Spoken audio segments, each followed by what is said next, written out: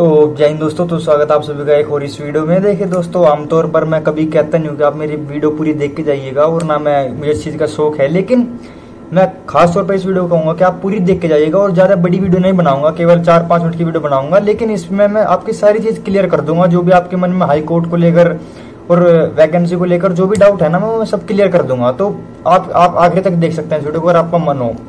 चलो अब शुरू करता हूँ मैं। सबसे पहली बात कि हाई कोर्ट का केस जो है उसकी अपडेट क्या है। देखिए, पहले तो बता रहा हूँ कि कल इसकी सुनवाई है केस की। अब जब कल हाई कोर्ट में जाएगा ये लेखपाल का केस जो पैट का है, ये कट ऑफ को लेकर, अब कल इसकी सुनवाई है केस हाई कोर्ट में। देखना होगा क्या होगा। देखिए, अब मैं बात करता हूँ कि मैं क्या मानता हूँ इस चीज के ऊपर। देखिए, मैं ना अपनी बात कहने से पहले एक लाइन कहना चाहूंगा, और ये लाइन एक हाई कोर्ट के जज ने कही थी।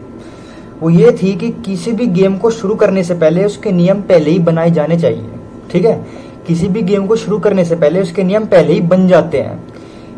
अगर आप बीच में नियम बनाते हो ना, तो वो मूर्खता होती है। ठीक है, ये किसी हाई कोर्ट के जज ने कहा था, और यही चीज बिल्कुल लागू हो रही है यूपी पीईटी के अंदर। वो कैसे? स्टार्टिंग में तो कुछ बताया नहीं कि भाई हम इस तरीके से शॉर्ट लिस्टिंग करेंगे, 15 गुना बच्चे लेंगे ना। ऑफिशियल नोटिस के अंदर कहीं पे भी उन्होंने लिखा कि हम 15 गुना बच्चे लेंगे, लिखा है कहीं? कुछ नहीं लिखा। और दोस्तों, अब ये अपनी चला रहे हैं मनमर्जी। यहाँ पे भाई जो नर्स की वैकेंसी थी उसमें मानते हैं, चलो 18,000 बच्चों ने फॉर्म भरे और 9,000 वैकेंसी थी, तो उन्होंने सभी को बुला लिया। चलिए वहां पे मानते हैं। अब ये बताइए, जो लेखपाल का पेपर था उसमें बच्चों ने उम्मीद लगा रखी थी कि यार चलो 8 से 10 लाख बच्चों को तो बुला ही लेंगे, कम से कम आधे तो बुला लेंगे। भाई उन्होंने कमाल कर दिया, उन्होंने आधे भी नहीं बुलाए, केवल 2.5 लाख बच्चे बुलाए। देखिए, मेरा बेशक सिलेक्शन हो गया उसके अंदर, लेकिन मुझे बुरा लगता है उन बच्चों के लिए जो पढ़ाई कर रहे थे और तब भी उनका सिलेक्शन नहीं हो पाया, उनके लिए बुरा लगता है। तो मैं इसलिए बात ही कह रहा हूँ। देखिए दोस्त, आप बीच में नियम नहीं बना सकते। अब ऐसे तो रेवेन्यू इंस्पेक्टर की जो वैकेंसी आएगी उसमें तो लगभग 70 या 80 आसपास पद ही है, उसमें आप कैसे कर लोगे भाई सिलेक्शन, ये बताइए? उसमें तो मैं भी बाहर हो जाऊंगा।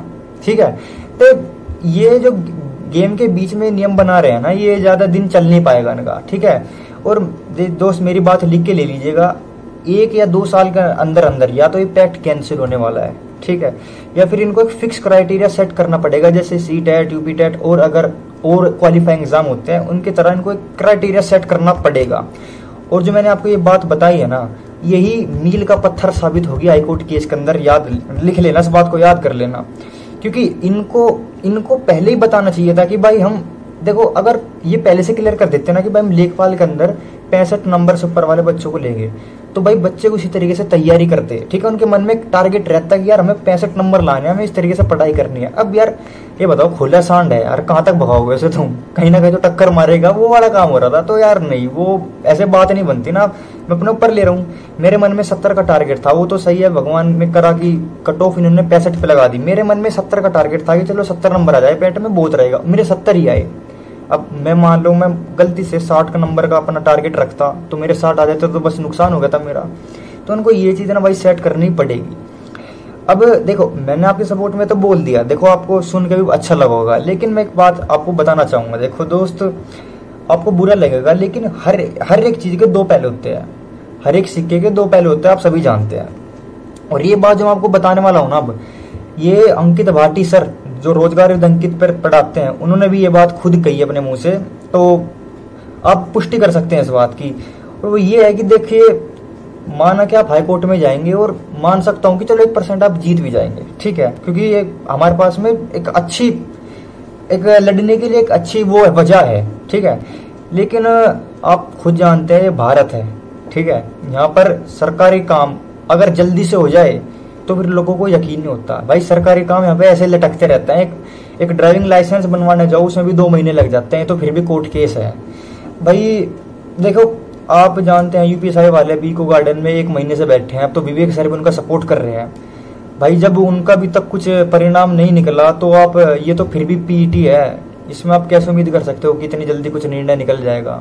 2013 के अंदर एक यूपी पुलिस की वैकेंसी आई थी, आज तक उसका कुछ परिणाम नहीं निकला कि बच्चे जाएंगे ट्रेनिंग पे या घर बैठेंगे, सब बीच में लटक रहा है काम। तो ये थोड़ी निराशा भी एक साइड है, लेकिन देखिए हमेशा पॉजिटिव सोचना चाहिए, होप फॉर द बेस्ट।